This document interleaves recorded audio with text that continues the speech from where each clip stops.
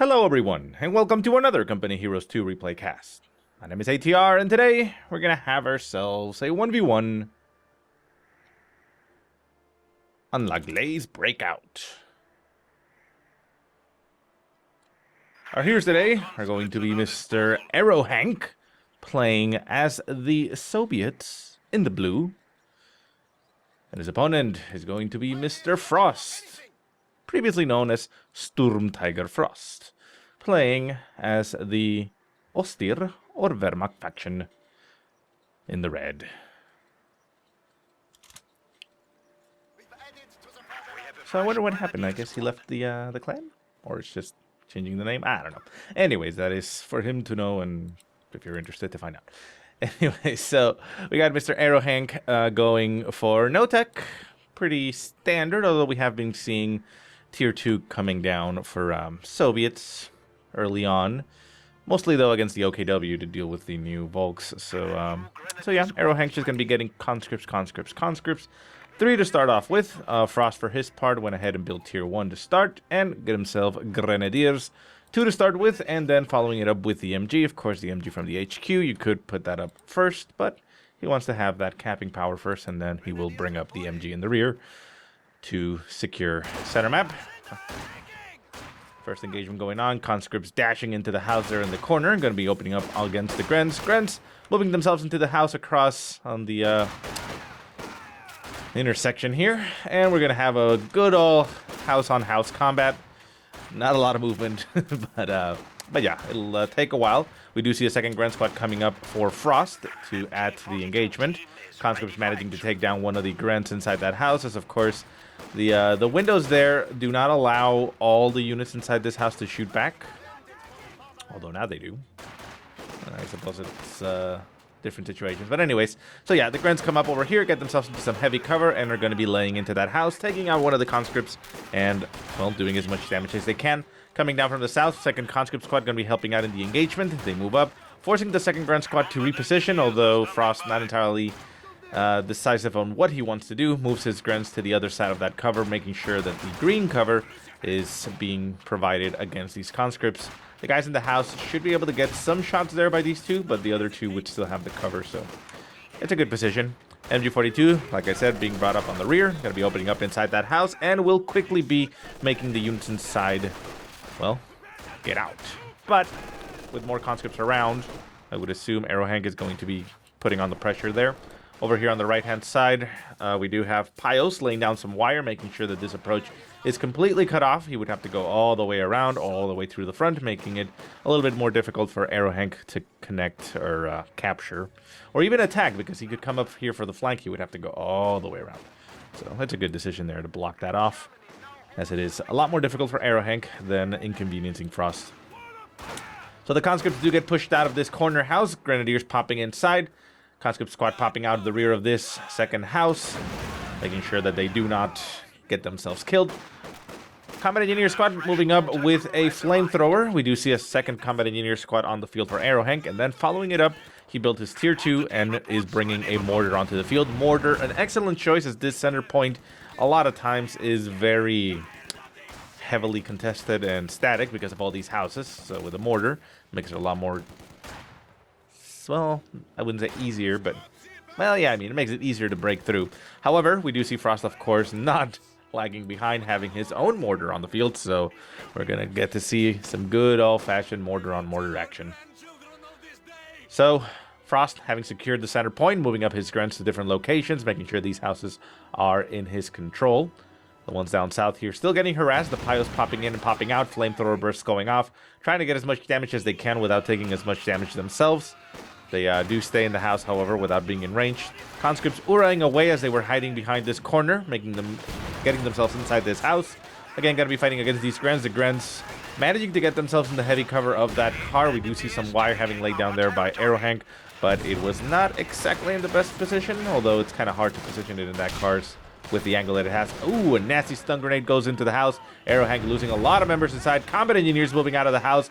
Get themselves murdered by the mortar. It looks like the mortar nailed a good shot there. Yep. getting one kill at the end, clearing off the combat engineer squad, and we see Aerohank immediately replacing his lost squad. Conscripts popping out of the house, popping back in, making sure the Grents cannot take the position. Second squad coming up to support. It is only 5 men, but they can still provide a decent amount of damage. And the Grants have focused fire on them now, which means the conscripts inside the house have pretty much free reign to shoot. Oh, nasty shots by the mortar, almost nailing its own friends, forcing the retreat of the Grand Squad. And the victory in the left-hand side is for Aerohank, although maybe just barely. Doctrine selection, of course, is the elite troops doctrine, as you saw the stun grenade go off for Mr. Frost. Of course, the Tiger Race is still there, but remember that it did get changed a little bit, and you now have stormtroopers instead of the veterancy purchase. So, you know, we'll probably see some stormtroopers, and if the game goes long enough, we'll probably see some the Tiger Race. But anyways, far right-hand side, combat engineers capping back at base. We do see tier 2 now down for Frost, ticking up pretty quickly. Bunker also down, going to be upgraded to a med bunker sometime soon, I would assume. And the mortar is currently getting counter-mortared here by the German one. Both of them taking some blows. We see them heavily damaged, but they do move out of the way. Ooh, excuse me. Move out of the way and stay alive. Of course, we do see some additions here for the Doctrine, and that is, of course, the G43 upgrade. Jaeger infantry package that gets provided there by the elite troops Doctrine. So yeah. Making good use of it, so we'll see how it pans out. Mortar shots flying from the German mortar. Soviet mortar repositioning itself.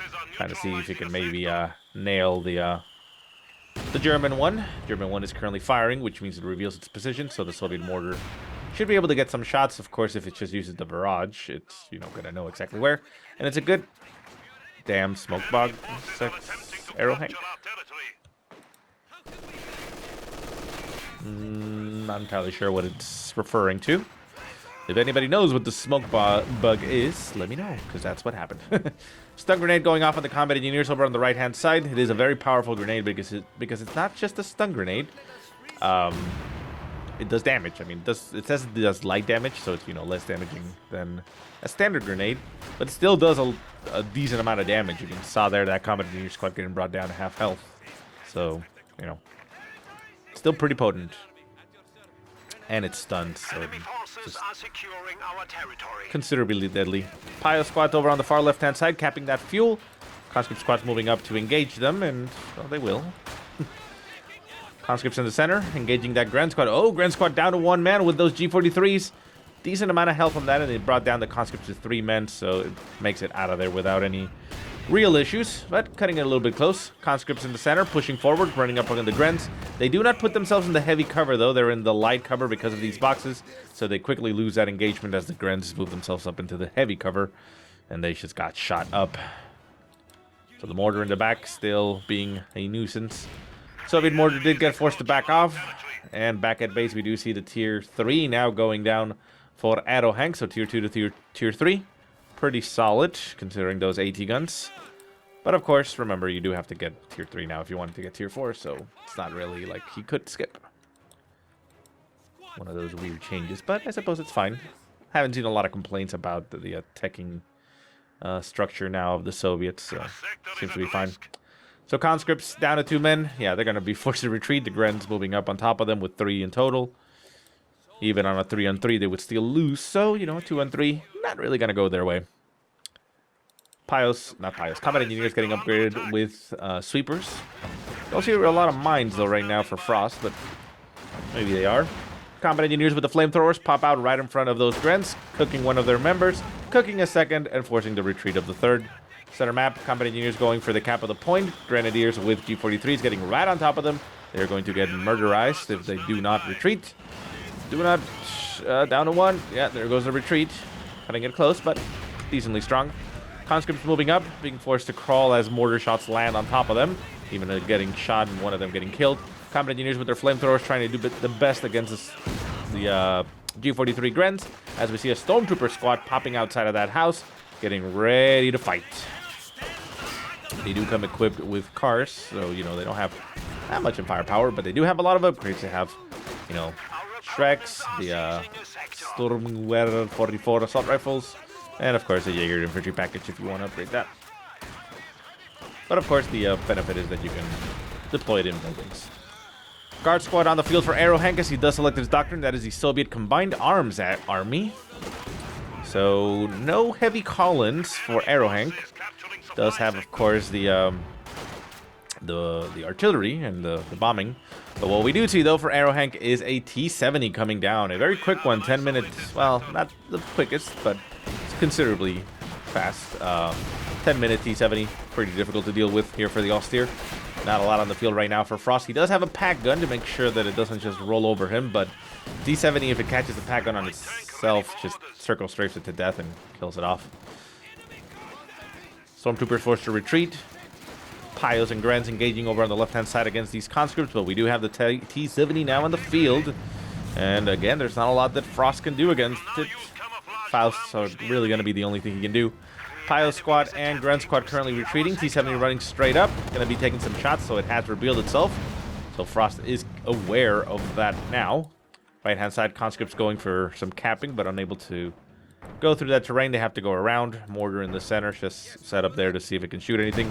And very aggressively, Aerohank is going straight into the base, trying to see if he can pick up some squads. Manages to get a hit off on the Pio squad.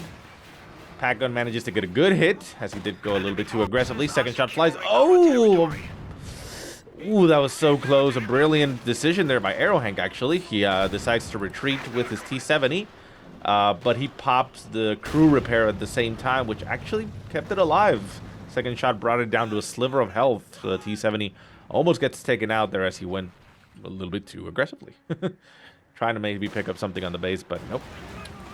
Frost, not going to be caught with his pants down, was already aware that vehicles could come at this point and gets himself a pack gun, so. Whilst, yes, I, frequently mention that, if you get it and nothing actually comes out, it is essentially some wasted resources because, it's just sitting there and can't do anything. But that is precisely the reason why you get it at certain timings, because you know that if a vehicle does come out at that point, you are pretty much screwed. Because if he hadn't had that, that T-70 would have just wreaked havoc on his base. And if he started building it at that point, he would have to wait for a little while, and, it would have been a bad situation for him, so. T-70 on the left-hand side, engaging the Grens. Grens forced to retreat. Center map, combat engineers engaging the Grens, managing to burn one of them, but the combat engineers forced to retreat down to one man. The mortar still shooting from behind. Conscripts inside this house, down to 3 men, trying to engage in the center. We see the German mortar, getting taken out as the Soviet mortar seemed to have managed precise blow on it. It is still there on the field. Pile squads are going to go recover it, so the mortar is not lost, but it does, slightly inconvenience Frost. Combat engineer squad down to a sliver of health. A brilliant move there by Aerohank. Instead of retreating, he pops it inside the house, pops out the other side, and then retreats, allowing him to break line of sight, stop getting shot at, and then make its way back home, keeping that combat engineer alive. T-70 straight into the center. The pack gun's going to be turning itself around. We'll get a good shot on the T-70. The T-70 is going. Oh my god, it missed its shot. The T-70 is still at full strength. The pack gun is completely exposed. What can Frost do here? The T-70 again, circle strafing that pack gun. Going to be getting some good shots on it. Oh, the mortar even getting some shots itself. Oh, down to 2 men. There goes the pack gun. And the Grens are moving in that direction, trying to get in range for a Faust. The T-70 is now just going to have fun. Mortars going down, going to be cleared out again. Oh, Aerohank got a brilliant hit there on Frost. It was lucky, too, because the pack gun should have, by all rights, hit him right there square in the front, but it impacted the surface in front of it and was not able to get a hit. Still, though, it wouldn't have killed it in just one hit, but it would have been a much more precarious situation for the T-70 where perhaps Aerohank would have not been so inclined to be that aggressive. So the pack gun does get recovered. MG-42 being forced to retreat. The mortar has been left there on the field. Probably going to be recovered soon, but I mean, right now, there's nothing on the field for Frost. Aerohank can actually just push forward, and he is going to be doing so. Conscripts moving into the center. We see some troops moving over on the right-hand side. He knows that he broke the flank, so he's just going to go on the capping. The strategic point has not been targeted. There it goes. Now get the conscripts get on top. Stormtroopers around the corner, trying to be as aggressive as possible, managing to force one of the combat engineer squads to retreat. Second squad moves in with a flamethrower, doing a lot of damage. Conscripts now in volume, attacking the Stormtrooper. The Stormtrooper forced to retreat. Oh, T-70 manages to pick it up in a brilliant shot.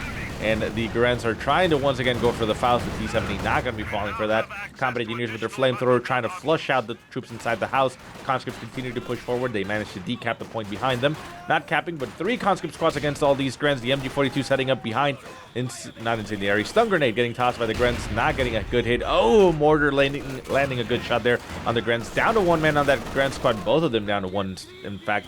But they all make it out of there alive. MG42 now laying into the house as the combat engineers pop inside. Not a lot that the combat engineers can do there, but they do have the mortar support. Oh, the mortar has been stolen from the right-hand side by Aerohank, so he now has both the German and Soviet mortars in his possession. Ooh, that is tough. AT gun has been brought onto the field for Aerohank, as he does, of course, wants to make sure that he is properly defended in case of any vehicles. Because like I said, you kind of have to do it, because if you don't, you get caught with your pants down. But with this one, at least you have the option for the arty barrage. Which I'm assuming, though, Aerohank is not really going to be using, since he's just going to instead, you know, use the munitions for something else. Second AT gun on the field there for Aerohank, making sure that that is, in fact, going to be working. We see the T-70 even being utilized to cap, popping its capping abilities over on the far right-hand side corner. No threats nearby. We have combat engineers in range too. So, no, you did not decap it. Oh, shit. Well, the T-70 moves out of the way and is unfortunately unaware that it's not capping. Now it is, so it's going to continue to do so. It happens. Conscripts trying to engage the approaching Grens. The Grens do still have to contend with that mortar. Second mortar is currently back at base, fully reinforced, going to be moving out. And that is going to be a lot of punishment there for the forces of Frost. Gren retreating. Panzer Grenadiers now on the field for Frost. And the conscripts almost get themselves taken out because of that. T-70 still on the field, taking some shots. Panzer Grenadiers taking a lot of damage there.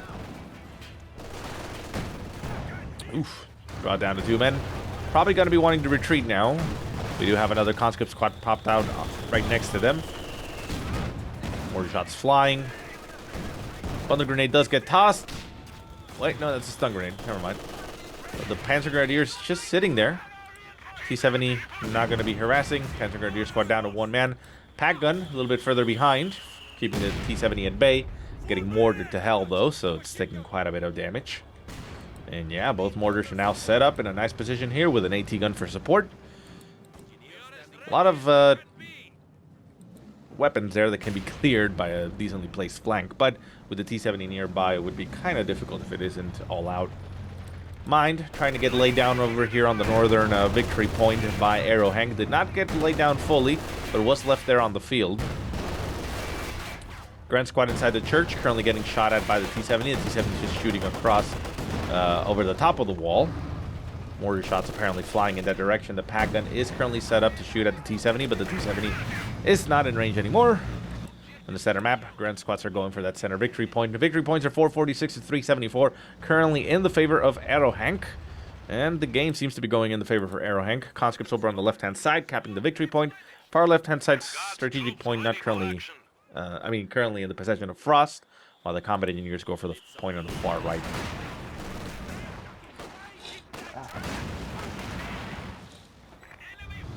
Sorry about that. Center point, combat engineers with their flamethrowers trying to flame the Grens out of the center point. Unable to do so, but the T-70 does get brought up to the side. Will be able to get Fausted, but considering its strength, oh, might not even be able to get the Faust off. Oh, that is unfortunate there for Frost. Trying to set up the Faust, but it kept moving the squad a little bit, and they were unable to complete the animation, essentially.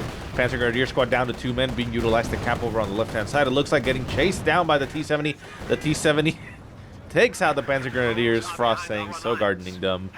And that might actually be the game for him. Look at those population caps, 70 to 37. I mean, he does, have, of course, have access to that Tiger Ace at a later stage of the game. He needs to get all the way up to 17 command points, so he's not close. I mean, you know, he's more than halfway there, but it's still not quick enough. But maybe that could potentially winning the game.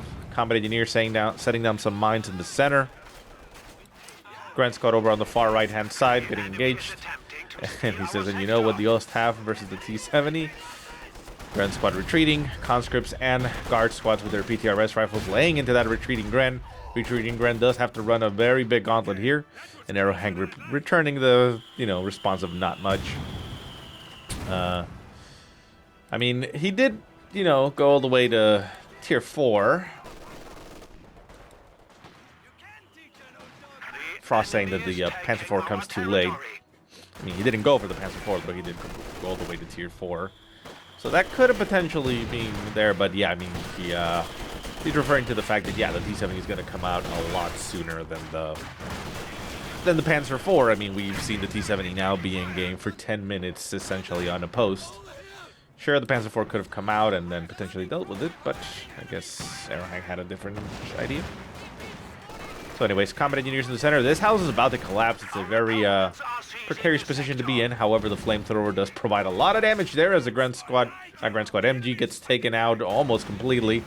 PTRS rifle shot nailing the second man on that squad, bringing him down in a painful explosion of colors. And yeah, T-70 over on the left-hand side, currently damaged with its engine. Doesn't have much in the way of support. We do have a combat engineer squad going in that direction to try and heal it up. And, well, Frost currently has everything back at the base. Not a lot that he can do. Aerohank now in a great position. 71 to 36 as far as population cap goes. He is building a Panther, which is great. I mean, a little bit of an overkill for a simple T-70, but, I mean, I believe he can probably expect something heavier to be coming later on because of the sheer advantage that he's had. However, we do see that, obviously, Tier 4 has gone down for Aerohank, but he's not building a T-34, as you maybe would expect, just to, pile on, I suppose. He's actually going for the Su-85. I believe he's doing that because he knows, of course, that the, seeing stormtroopers, seeing stun grenades, you know that it's the elite troops doctrine, if you're at least half aware of what the doctrine can do. And you know that, of course, the Tiger Race is a definite possibility, so while the Panther will be able to take down that T-70 quickly if it catches it, the Su-85 can actually deal with it kind of okay, especially with the support of 2 AT guns. Should be rather difficult for the Panther to take it out, but once the Tiger Race comes out, Su-85 pretty good at dealing damage to it. Conscript squad getting crushed there by the Panther as it comes up in a very aggressive, very angry mode. AT grenade does go off on it and manages to cripple its engine. Not cripple, but, damage its engine, really. It's just standard engine damage. And with the support of the AT gun, the damage did manage to go through, which brought it down enough for the threshold of the engine damage. AT gun being forced to back off. Su-85 moving up a little bit aggressively, trying to see if he can get me. Oh, nasty stun grenade going off on that conscript squad. Down to 4 men, forced to retreat. Take a little bit extra damage there on the retreat, but it looks like they should be able to make it out of there fine. T-70 taking massive amounts of damage there as the Panther and the Grents managed to Faust it. However, it is still alive. Pack gun moving up, trying to getting range for damage. It is currently in range for the Su-85. Artillery barrage going off from the AT gun. Very good artillery barrage, clearing out the AT gun very quickly. Conscript squad over on the north getting pinned down by that MG42, but still providing line of sight. PTRS rifles being brought up. They could potentially target that. However, the Su-85 is taking charge of that, or the AT gun looks like to be taking charge of that. And there goes the pack gun for Frost. Yeah, it's a very difficult decision to come back from. Aerohank did get a lot from his T-70. 19 kills so far, veteran T2 acquired. Having it 10 minutes out on the field, just being harassing all over the place, is going to give you a lot of map control. So MG42 now focusing on the guard squad. Conscripts moving straight through the front, going to get themselves suppressed as well. They do not have Molotovs, so they can't really do that much. Guard squad does have, of course, access to the fragmentation grenade, but don't really need to be in range. They just need to be inside range because the mortars are just going to do their work from behind. We have veteran C3 mortar for Aerohank. 10 kills so far, a lot of damage, and the stolen mortar 4 kills, and veteran C1. But yeah, that veteran C3 is just brutal. And the conscripts and guard squads are forced to retreat. Back at base, we also see AT-34 now finally coming out. Like I said, you would expect that with a tier 4, much more multi-purpose.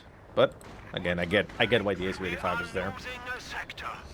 Because honestly, with an Su-85 and a T-70, you kind of have the best of both worlds.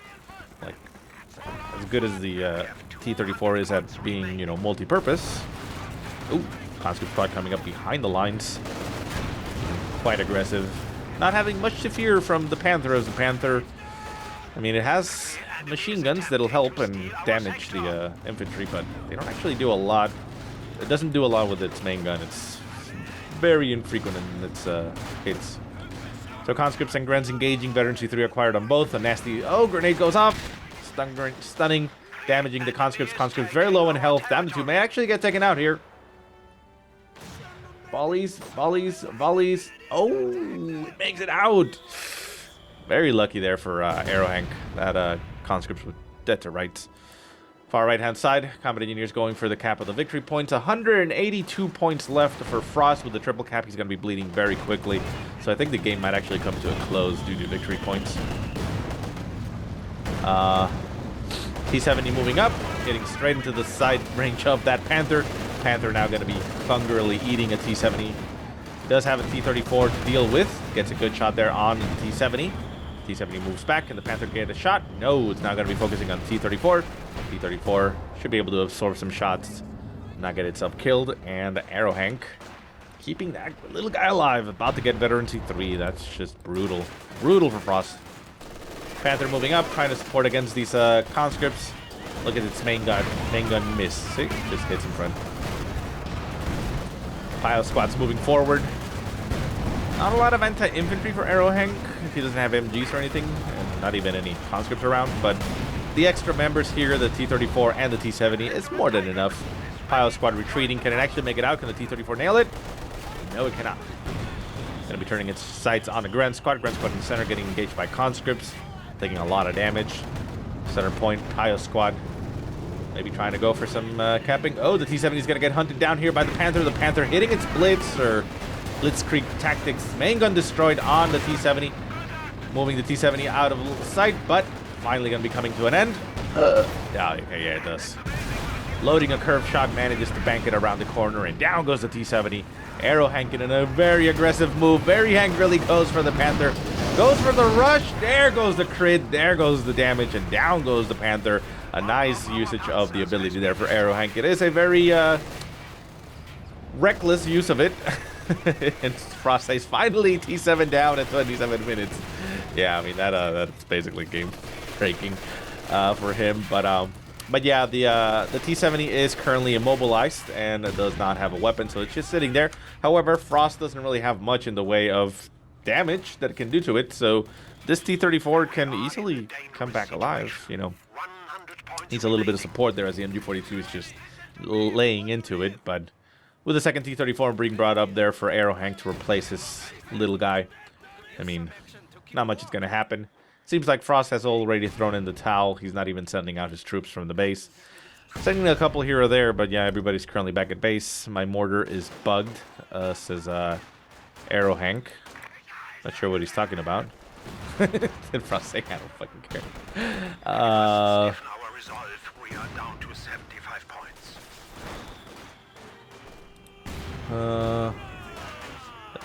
Is it still the smoke bug that he talked?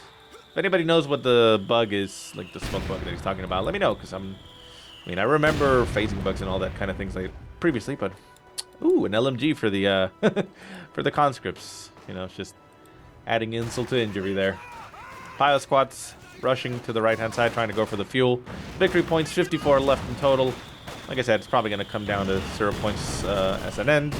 Game is over, however. Oh, Grand Squad getting nailed there by the mortar, getting caught in place, and down it goes. Another LMG gets dropped into the world, and Frost has had enough, throws in the towel, and that is game. So GG on both of them. Aerohank coming out with a victory. And yeah, it looked, I mean, it was clearly evident when the T-70 hit the field. It did a lot of damage to Frost, and slowly but steadily, he wasn't unable to do that. And really, it was right there, that moment, when he went too far forward, and the Pagan was ready to take him out. He popped the vehicle crew repairs, and that actually kept it alive, because it got hit a second time and had a sliver of health. If it hadn't repaired that much, it would have gotten taken out, and it probably would have been a whole different game. So anyways, guys, I do hope you enjoyed the game. If you have any positive or negative remarks, go ahead and leave them in the comment section below. If you have any replays you want to send me, go ahead and send them to the email that I will put in the description. But otherwise, I hope you guys have a great day. Thank you so much for watching, and I'll see you next time.